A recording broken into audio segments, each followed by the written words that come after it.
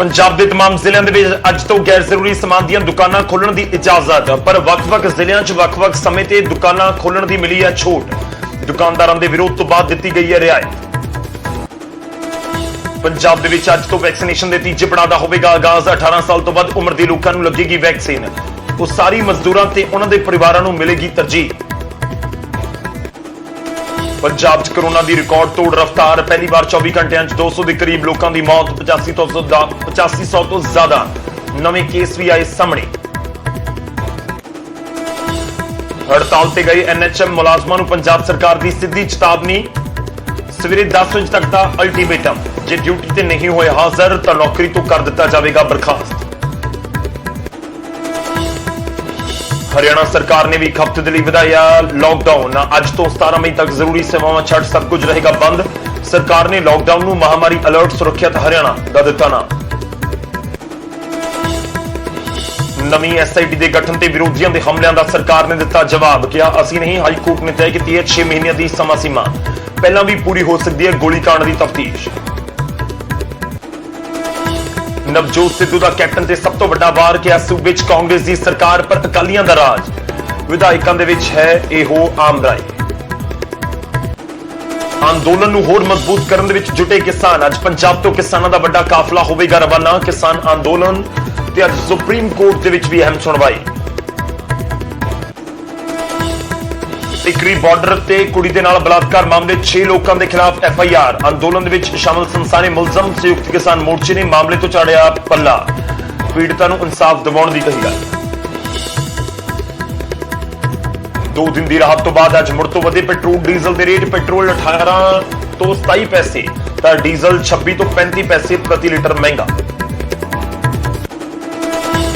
Corona संकट दौरान दुनिया भर तो भारत के लिए पहुंच रही है मदद। इजराइल ने भी भेजे मेडिकल उपकरण। दिल्ली पहुंची खेप।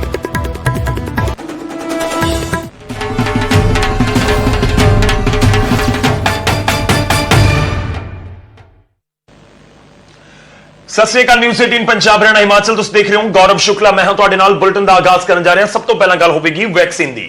देश भर दे विच वैक्सीन लगाई जा रही है। 18 साल तो वध उम्र के लोगों को वैक्सीन लगाई जा रही है, पर इस सब दे विचाले वैक्सीन के उत्ते अज सुप्रीम कोर्ट दे विच अहम सुनवाई होण जा रही है। ते भी तुहानूं दस दी कि इस पूरे मुद्दे उत्ते केंद्र की सरकार के वालों अपना जवाब दाखिल किया गया ते इस विचाले सुप्रीम कोर्ट अज पूरे मामले के उत्ते सुनवाई करेगा। वैक्सीनेशन ते अज सुप्रीम कोर्ट दे विच अहम सुनवाई होनी है। सुनवाई तो पहला केंद्र ने वैक्सीनेशन पॉलिसी के उत्ते अपना जवाब दिता है। केंद्र ने सुप्रीम कोर्ट दे विच अपनी वैक्सीन पॉलिसी का बचाव किया। विज्ञानियों ते माहरां की सलाह के उत्ते ही वैक्सीन की नीति बनाई गई। केंद्र के वालों कहा गया मामले च न्यायिक दखल की जरूरत नहीं है। केंद्र के वालों यह भी अदालत के सामने अपील की गई। ते नाल ही अपील की गई है कि कार्यपालिका के उत्ते छड़ दिता जाए वैक्सीनेशन का जिम्मा। तो पूरा मामला सुप्रीम कोर्ट के है। सुप्रीम कोर्ट के पंजाब हरियाणा हिमाचल या पूरे देश के जिस तरीके नाल वैक्सीन चल रही है उस पॉलिसी नूं लैके केंद्र की सरकार के वालों जवाब दिता गया है। तो इस जवाब के विच उन्होंने जिक्र किया है कि तुसीं कार्यपालिका के उत्ते ही छड़ दो। न्यायपालिका नूं इस दे विच जरूरत नजर नहीं आ रही दखल देने की। रुख करते हैं दिल्ली का सुशील पांडे साडे सहयोगी इस समय साडे नाल फोन लाइन ते जुड़ रहे हैं।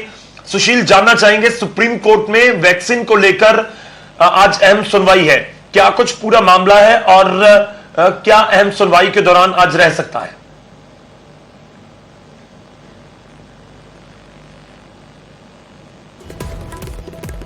तो 8 पेज का हलफनामा सुप्रीम कोर्ट में दाखिल किया केंद्र सरकार ने। केंद्र सरकार की तरफ से सुप्रीम कोर्ट में यह बताया गया है कि RT-PCR टेस्ट की रिपोर्ट पॉजिटिव हो या ना हो, सभी अस्पतालों को, सभी राज्यों को यह जानकारी दी गई है कि कोई भी कोविड मरीज हो उनको तुरंत अस्पताल में भर्ती किया जाए। केंद्र सरकार की तरफ से यह बताया गया है कि 3 लेयर के अस्पताल बनाए गए हैं, यानी कि कोविड केयर सेंटर, एक है डायरेक्ट कोविड केयर सेंटर और DCSS, यानी कि एक गंभीर और एक माइल्ड और एक अति गंभीर, ये 3 स्तर में अस्पताल बनाए गए हैं। उन्होंने ये भी कहा है कि जिस तरह मरीजों की स्थिति देखी जा रही है उसी तरह जो मेडिकल के फोर्थ ईयर के स्टूडेंट्स हैं उनको भी एज ए स्टाइपेंड के रूप में लिया गया है। तो ये तमाम जानकारी फिलहाल सुप्रीम कोर्ट में दाखिल की गई है। केंद्र सरकार के द्वारा हलफनामे में बताया गया है, उन्होंने कहा है कि वैक्सीनेशन की प्रक्रिया को तेजी से बढ़ाया गया है। सबसे पहले जो प्रक्रिया थी वो 60 से ऊपर थी, उसके बाद 45 से 60 किया गया है, फिर 18 से 44 किया गया और ये प्रक्रिया फरवरी, मार्च और अप्रैल के आधार पर किया गया है। सुप्रीम कोर्ट में जो सबसे महत्वपूर्ण बात केंद्र सरकार ने कही है गौरव, वो ये कही है कि जो वैक्सीनेशन में जो रेट को लेकर लगातार सवाल उठाए जा रहे थे राज्यों की तरफ से, उस पर फिलहाल उसका बचाव किया है केंद्र सरकार ने। केंद्र सरकार ने कहा है कि ये एक जनहित में लिया गया बड़ा फैसला है जिसको कार्यपालिका पर छोड़ देना चाहिए, इसमें अदालत हस्तक्षेप ना करे। सुप्रीम कोर्ट में केंद्र सरकार ने कहा है कि जो विशेषज्ञ हैं वैक्सीनेशन की प्रक्रिया में, वैज्ञानिक हैं, उनके सलाह के आधार पर वैक्सीनेशन की नीति को बनाया गया है और ये फैसला उच्चतम कार्यकारी यानी कि बड़े स्तर पर लिया गया है। लेकिन सुप्रीम कोर्ट ने सबसे पहले सवाल किया था कि आखिर इसको एक फंडामेंटल के आधार पर यूनिवर्सल रेट क्यों नहीं तय किया गया है।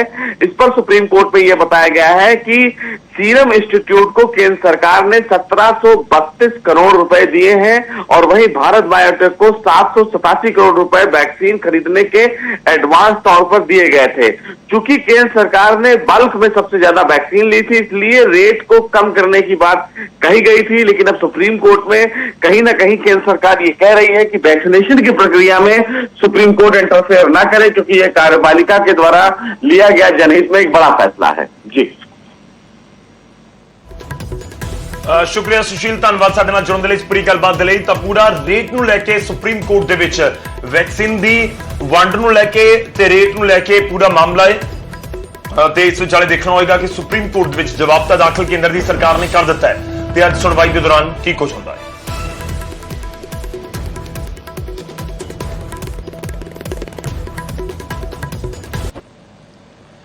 ਹੁਣ ਅਗਲੀ ਖਬਰ ਦਾ ਰੁਖ ਕਰਦੇ ਹਾਂ। ਚੀਨ ਦੇ ਵੱਲੋਂ ਉਸ ਦਾਅਵੇ ਨੂੰ ਖਾਰਿਜ ਕਰ ਦਿੱਤਾ ਗਿਆ ਜਿਸ ਦੇ ਵਿੱਚ ਦਾਅਵਾ ਕੀਤਾ ਗਿਆ ਸੀ ਕਿ ਕੋਰੋਨਾ ਵਾਇਰਸ ਦੇ ਉੱਤੇ 2015 ਤੋਂ ਹੀ ਚੀਨ ਕੰਮ ਕਰ ਰਿਹਾ ਸੀ।